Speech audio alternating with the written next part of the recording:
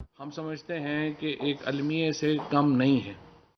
میں آگے بڑھنے سے پہلے آپ کو تھوڑا صرف اکانومسٹ کی جو 30 اکتوبر کی اشاعت ہے اس کی طرف اس کے کچھ کرکس بتانا چاہتا ہوں جو بتاتی ہے کہ افغانستان میں سچویشن اس وقت کیا ہے.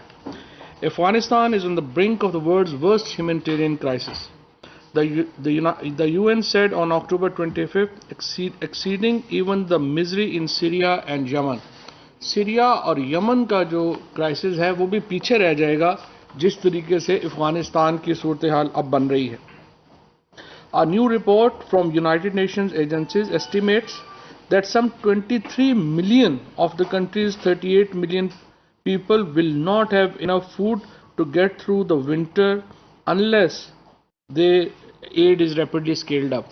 سو یعنی جو 3 کروڑ 80 لاکھ لوگ ہیں، 38 ملین جو لوگ ہیں ان میں سے 23 ملین لوگ اس وقت 23 یعنی کوئی 2 کروڑ 30 لاکھ لوگ جو ہیں وہ خوراک کی کمی کا شکار ہیں. اور میں آپ کو بتاؤں 8 بچے جو ہیں وہ بھوک سے افغانستان میں اب تک جو ہے وہ جان ان کی چلی گئی ہے. And there are very troubling reports coming from Afghanistan where even children, the minor children, are sold for wheat and rice. We believe that what's going on in Afghanistan is catastrophic. We were trying our best, we did our best to convey our concerns to the world. Now we are willing to take all actions, whatever we can do to help people of Afghanistan. And for that, the cabinet has decided today that we will send a sufficient amount of wheat and rice to Afghanistan. Also, we are taking measures through which Afghanistan's import to Pakistan can be eased out. We have slashed all taxes on Afghanistan imports. We are also trying to hold an OIC Foreign Affairs, Foreign Ministries conference in Islamabad that is likely to be held next month, where we will appeal to the Muslim Ummah to come together and help people of Afghanistan. Likewise, the interim Foreign Minister of Afghanistan is due in Pakistan day after tomorrow. We are working closely with the Afghan authorities, and this catastrophic situation in Afghanistan needs to be averted. Pakistan has warned even before that situation in Afghanistan is melting down and people of Afghanistan will be the ultimate sufferer. So we yet again like to make an appeal. The cabinet has made an appeal today to the people of the world and also especially to the Muslims, the people of the Muslim countries, that we must come together and help Afghanistan. Otherwise, obviously, the things are getting precarious, things are getting out of hand, and especially the children are suffering. So our concerns are already there and we just want to emphasize on that. اس کے ساتھ ساتھ یہاں پہ یہ بھی میں آپ کو بتا دوں کہ کابینہ نے آج ایک خصوصی فنڈ قائم کرنے کا فیصلہ کیا ہے جس میں پاکستان کے لوگ مدد کر سکیں گے براہ راست افغانستان کے لوگوں کی. ہم چاہتے ہیں کہ ایک ہیومینٹیرین ایفرٹ جو ہے وہ وہاں پہ جاری رہے اور جس طرح سے ہم دیکھ رہے ہیں، دیکھیں وہاں پہ بچوں کو بیچا جا رہا ہے صرف آٹے کے لیے، چاول کے لیے، اور یہ ایک ایسی سچویشن ہے جس کو ہم اگنور نہیں کر سکتے ہیں اور دنیا کو بھی اس کو اگنور نہیں کرنا چاہیے.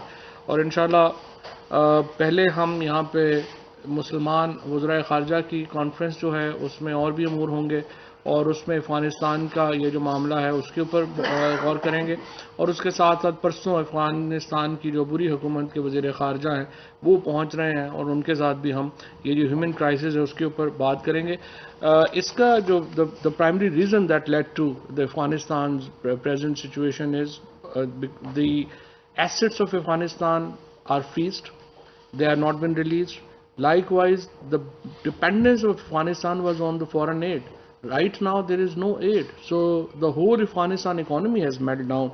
So we have to have some kind of, reprieve for the people of Afghanistan. And now the situation is that during the past terms, most of Afghanistan were living on $1.90 a day when the Kabul fell. And now, by the middle of 2022, the United Nations is saying that the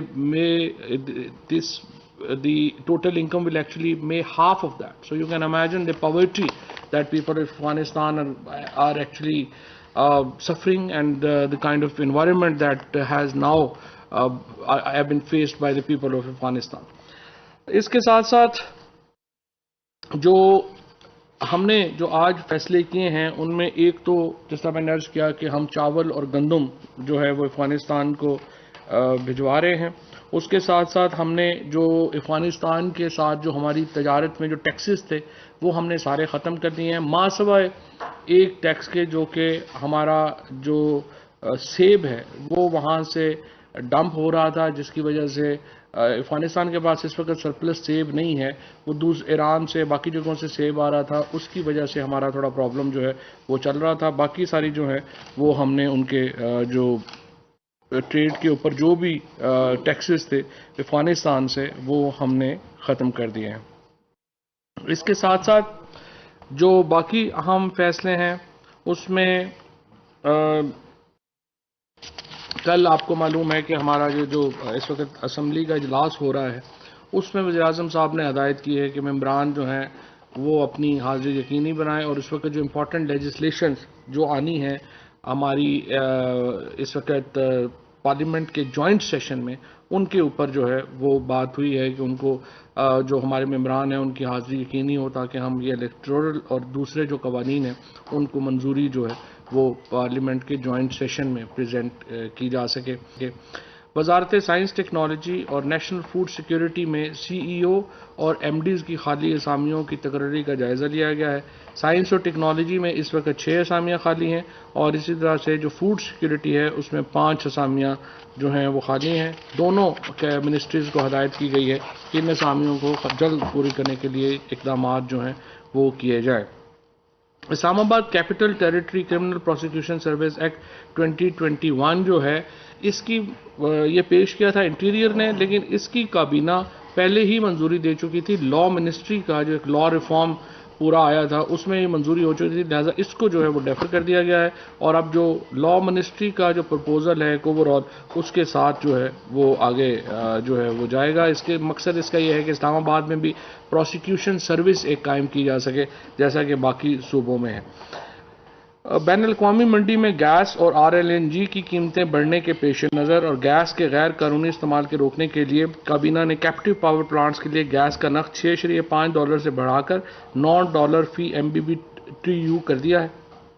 export sector के बाकी units के लिए RLNG के नर्ख $6.5 फी MMBTU बरकरार रहेंगे।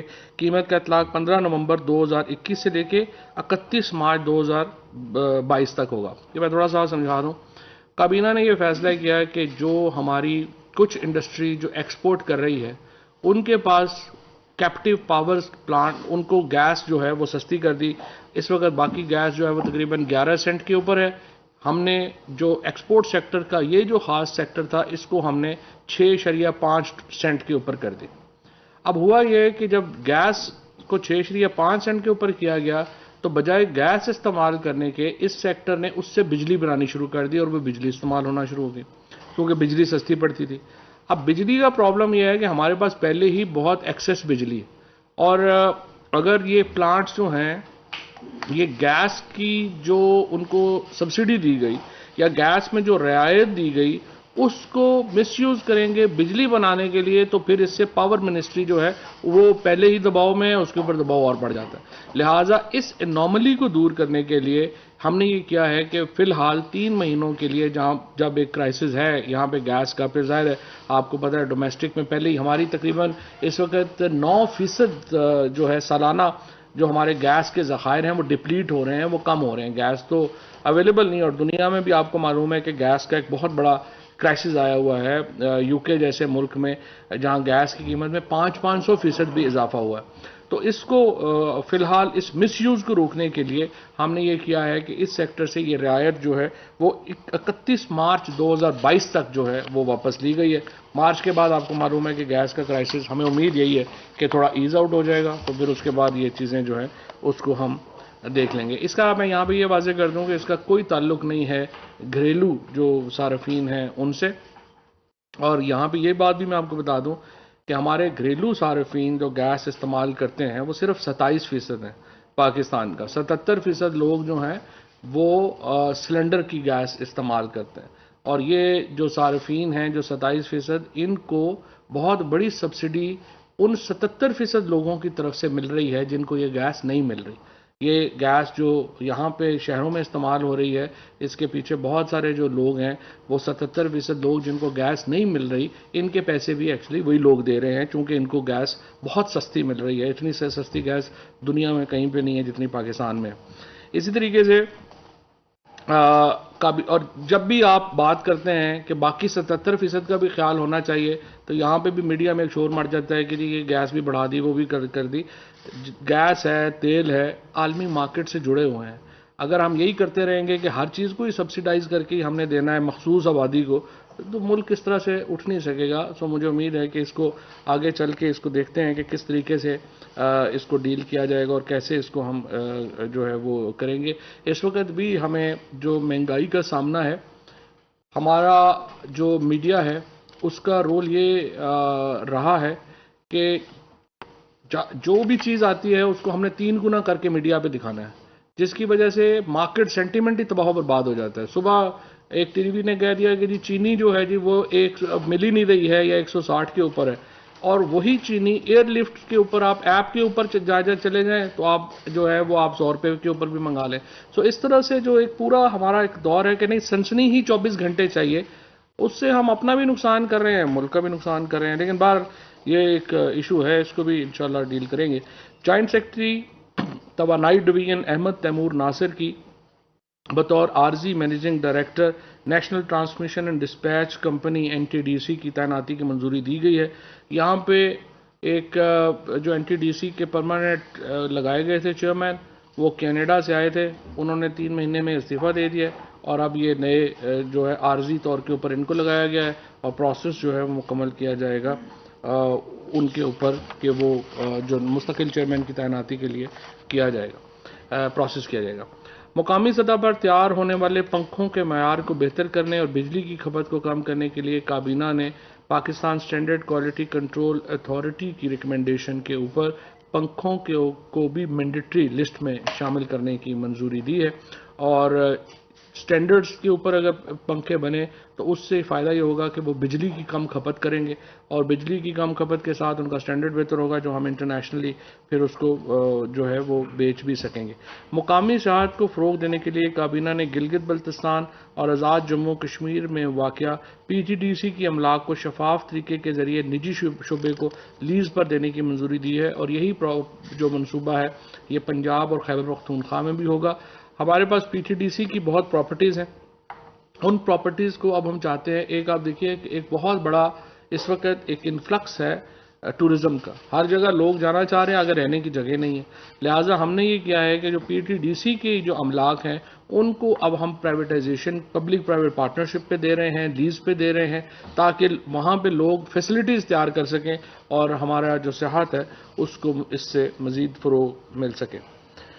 ادارہ جاتی اصلاحات کے 28 اکتوبر 2021 کو منعقدہ اجلاس میں لیے گئے فیصلے کی توثیق کی گئی ہے، اور پاکستان انسٹیٹیوٹ آف ایجوکیشن کو وزارت وفاقی تعلیم و پروفیشنل ٹریننگ کے زیر انتظام لایا گیا ہے. ECC کے 4 نومبر 2021 کے منعقدہ اجلاس میں لیے گئے فیصلوں کی منظوری دی گئی ہے. اچھا، اس میں جو سب سے امپورٹنٹ فیصلہ یہ ہے کہ ملک میں اس وقت بہت زیادہ ڈفرینٹ ہیلپ لائنز ہیں، اور ان ہیلپ لائنز کے اندر سمجھ نہیں آتا کہ اگر کوئی ایمرجنسی ہو تو کس کو فون کریں. تو اب پورے ملک میں اس جو IT منسٹری اور انٹیریئر منسٹری نے کولیبریٹ کیا ہے، پورے ملک کے اندر ایک ہی ہیلپ لائن ہوگی 911 کی. سو 911 جو ایک انٹرنیشنل چونکہ ایک ریکگنائزڈ ہیلپ لائن ہے، سو 911 کی ایک پوری ہیلپ لائن جو ہے وہ قائم کی جائے گی. سو آپ کو یہ باقی تمام جو ہیلپ لائنز ہیں یہ اس میں ضم ہو جائیں گی، اور ایک ہی ہیلپ لائن ہوگی پورے ملک میں ایمرجنسی کے موقع کے اوپر. یہ میں سمجھتا ہوں ایک بڑا اچھا جو ہے وہ فیصلہ ہے. اسی طریقے سے جس طرح میں پہلے بتا چکا ہوں کہ ECC میں جو فیصلے ہوئے ہیں افغانستان کے تجارت کے حوالے سے اس کی منظوری دی گئی ہے، اور جو ہم نے ادھر ان کو ہم اور جو ویٹ اور چاول بھیجنا چاہتے ہیں اس کی جو تفصیلات ہیں وہ چونکہ عبوری حکومت کے وزیر خارجہ آ رہے ہیں ان کے ساتھ طے ہوں گی، اور وہ ہم ان کو آگے دے رہے ہیں۔ گندم اور چینی کی درآمد کے لیے قائم کمیٹی کی سربراہی جو ہے وہ ایڈوائزر ٹو آن فائنانس شوکت ترین صاحب کو دے دی گئی ہے۔ خیبر پختونخوا کے تیل اور گیس پیدا کرنے والے اضلاع میں گیس نیٹ ورک میں توسیع کی سفارش کی گئی۔ برآمدات میں اضافے کے لیے وزارت کامرس نے strategic trade policy framework 2020-25 کی منظوری کی سفارش کی ہے، اور اسی طرح سے ورلڈ فوڈ پروگرام کے تحت ہنگامی صورتحال کے پیش نظر ہم نے افغانستان کو آٹا برآمد کرنے کی منظوری جو ہے وہ دی ہے۔ کابینہ نے سیکیورٹیز اینڈ فیوچر مارکیٹس بل 2021 کی اصولی منظوری دی ہے۔ یہ ایز ٹو ڈو بزنس کی طرف جو ہے وہ ایک اہم قدم ہوگا، اور اب یہ جو کابینہ کی کمیٹی ہے قانون سازی کی اس میں جائے گا۔ اسی طریقے سے جیسا میں نے آپ کو بتایا کہ خیبر پختونخوا اور پنجاب میں ہم نے پی ٹی ڈی سی کی جو املاک ہیں ان کو لیز کرنے کی منظوری دی ہے۔ سندھ اور بلوچستان کو بھی ہم نے یہ کہا ہے، بلوچستان نے کہا ہے کہ اس پہ ہم حتمی فیصلہ جو ہے وہ کریں گے۔ ہم پی ٹی ڈی سی صوبوں کو دینا چاہتے ہیں تاکہ وہ اس کو آگے لیز آؤٹ کر کے معاملات جو ہیں چلے۔ اسی طرح یہی پیشکش ہم نے سندھ حکومت کو بھی کی ہے، اور سندھ حکومت سے بھی ہم یہ کہیں گے کہ وہ پی ٹی ڈی سی کی جو پراپرٹیز ہیں وہ سندھ حکومت لے لے اور اس کو ڈیولپ کروائے پھر عام آدمی کے لیے۔ سندھ میں جو پراپرٹیز عام طور پہ جاتی ہیں وہ الحمدللہ بعد میں دبئی میں بھی نکلتی ہیں، لیکن فور اے چینج کوشش کر لیتے ہیں ان سے بھی کہ یہ پراپرٹیز کو آپ اگر مہربانی کریں تو ڈیولپ کر لیں۔ ڈاکٹر سیف الدین جنیجو صاحب کو ایکسپورٹ پروسیسنگ زون اتھارٹی یعنی ایپزا کا چیئرمین جو ہے وہ لگایا گیا ہے۔ اسی طریقے سے افغانستان کے ساتھ پاکستان ٹریڈ ایگریمنٹ 2010 میں 6 ماہ کی توسیع جو ہے وہ کی گئی ہے، اور میری ٹائم سیکیورٹی ایجنسی کا ڈائریکٹر جنرل جو ہے وہ تعینات کیا گیا ہے۔ یہ تھے جی آج کی کابینہ کے معاملات۔ جی مظہر۔ Thank you very much, sir. Mr. Sir, there are 2-part questions. پہلی میں پوچھنا چاہوں گا کہ پاکستان میں پہلے آٹا مہنگا ہو رہا ہے، لوگ پریشان ہو رہے ہیں، تو کتنی گندم اور کتنا چاول جو ہے یہ آپ افغانستان بھیجنا چاہ رہے ہیں؟ دوسرا زیادہ امپورٹنٹ کوشچن سر یہ ہے کہ مینسٹریم میڈیا اور سوشل میڈیا ایک طوفان برپا ہے سر، اور مارچ کا مہینہ بڑا امپورٹنٹ قرار دیا جا رہا ہے۔ یہ کون سی پرائورٹی ہے عمران خان نے؟ مجھے سمجھائیں کہ کس حساب سے حکومت چلا رہے ہیں، کس لوگوں کن لوگوں کے لیے حکومت چلا رہے ہیں، اور اسی لیے پھر آج مہنگائی ہو رہی ہے ہر جگہ۔ اس پاکستان کے اندر عمران خان نے پاکستان کو شرمندہ کیا ہے، اور پھر اس کے بعد آپ نیب کے آرڈیننس کے اوپر آرڈیننس لے کے آئے، ایک آرڈیننس لے کے آئے آپ نے، اور نیب کے اندر آپ نے استثنا دی اپنے آپ کو۔ نیب کے پروسیکیوٹر نے ہمارے کیس کے اندر خود کہا، میں آپ کو سچ بتا رہا ہوں، میرے وکیل نے مجھے بتایا کہ ہم نیب کے پروسیکیوٹر کے سامنے جب یہ بحث اگلے الیکشنز جو ہیں وہ سال سوا سال بعد جو ہے وہ شروع ہو جانے ہیں، تو ابھی اپوزیشن کو 1.5-2 سال اور صبر کرنا پڑے گا، اور اس کے بعد 5 سال پھر صبر کرنا پڑے گا۔ اس کی وجہ یہ ہے کہ ان کے پاس دیکھیں یہ تو سارے ایک بھانمتی کا کنبہ ہے، نہ کسی کے پاس، نہ ان کے پاس کوئی لیڈر ہے، نہ پروگرام ہے، اور ان کی ہر وقت سازشوں سے نہیں آپ کر سکتے۔ پہلے میں اپوزیشن کو مشورہ دوں گا اپنے پاؤں پہ کھڑا ہونا سیکھیں۔ ہر وقت سازشیں کر کے آپ کامیاب پہلے بھی نہیں ہوئے، اور ہر وقت یہ کوئی 90 کی دہائی تو نہیں ہے کہ آپ ہر وقت وہی اسی کام میں لگے رہیں۔ سو انشاءاللہ تعالی حکومت جو ہے وہ مستحکم بھی ہے، اور اگلے 2-3 مہینوں میں یہ جو ایک طوفان اٹھایا گیا ہے مہنگائی کا، یہ بھی جو ہے وہ سیٹل ڈاؤن ہو جائے گا، تو انشاءاللہ ہم 2023 میں الیکشن کی طرف جائیں گے۔ افغانستان کا جو کوانٹیٹیز ہیں وہ جس طرح میں نے عرض کیا کہ چونکہ ان کے وزیر خارجہ آ رہے ہیں تو ہم 2-3 دن میں یہ ڈیسائیڈ کریں گے۔ جی سر، میں جاننا چاہ رہا تھا کہ پاکستان کی حکومت پاکستان کی جو ٹی ٹی پی کے ساتھ مذاکرات ہوئے ہیں، اس حوالے سے اس سیز فائر جو ہوا ہے اس کی کن کنڈیشنز پہ یہ سیز فائر ہوا ہے؟ اور سیکنڈلی کچھ ایسی اطلاعات بھی تھی، خبریں تھیں کچھ کہ پاکستان شاید کچھ ٹی ٹی پی کے پروزیز ریلیز کرنے جا رہا ہے، تو ان اطلاعات میں کوئی صداقت ہے؟ سر سپلیمنٹری لے لیں میرا مونا انڈیپینڈنٹ سے سر یہ بتائے گا کہ جو مذاکرات کیے جا رہے ہیں حکومت پاکستان اور طالبان کے درمیان میں، وہ مذاکراتی کمیٹی میں کون کون شامل ہے، اور یہ کہ کس قانون کے تحت یہ عام معافی کا اعلان کیا جائے گا جو کہ انوالو تھے 70,000 پاکستانیوں کے؟ ٹھیک ہے، میں آپ کو تھوڑا اس پہ دوبارہ بتا دیتا ہوں۔ On T T P, even yesterday I made a statement and it was very clear that the the negotiations or the talks those are going on with TTP will be under the purview of Pakistan's constitution. So all the groups who we are talking to have to respect Pakistan constitution and Pakistan's legal framework. And as far as the nature of the talks is concerned, we are very clear about that as well. We believe that there are certain groups. Obviously, TTP is not one group. They comprise of several groups. So there are ideologues. There are people who have legitimate grievances against probably us. There are people who have joined who took this course under compulsions. But all of them are Pakistanis. So the state of Pakistan wants to give its citizen a chance. If all of them or some of them or part of them wants to come back and they they express their allegiance to the Constitution of Pakistan, they undertake to respect the law of Pakistan, obviously we will give them a chance. So as far as the talks are concerned, as you know that yesterday even the Tehreek-e-Taliban Pakistan issued a proclamation through which they announced ceasefire in Pakistan. And ultimately, the wars are fought primarily to bring peace. Wars are not there for ultimate time. You have to conclude wars. So our point of view is that right now Pakistan must talk from the position of strength, and at the moment we believe that after this change in Afghanistan, where the Afghanistan authorities also requested us to get into negotiations with, they want us to negotiate a deal with the TTP, and we believe that they have good intentions towards Pakistan. We believe that the new authorities in Afghanistan want peace in Pakistan, and in their efforts we would like to help them. And also this the phenomena that war should continue for infinite, that is obviously something that we need to discourage, and we want peace in these areas, and peace is obviously possible through talks, and this is what we are trying to achieve. इतनी details जो है वो अभी उसके ऊपर जाना सही नहीं होगा. अभी तो जिस तरह से मैंने आपको कल बताया था कि सीज फायर की बात हुई है.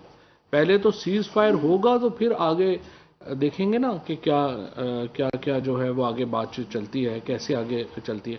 इसमें जो नेगोशिएशंस होंगी उसमें मुकामी लोग जो हैं उनको भी शामिल किया गया है, और जो मुकामी लोग जो मुतासर हुए हैं इस वॉर से उनको भी जो है वो उसमें हिस्सादार बनाया जाएगा. सो ये नहीं है कि ये देखिए अल्टीमेटली यहाँ पे एक बहस हो रही है बार बार.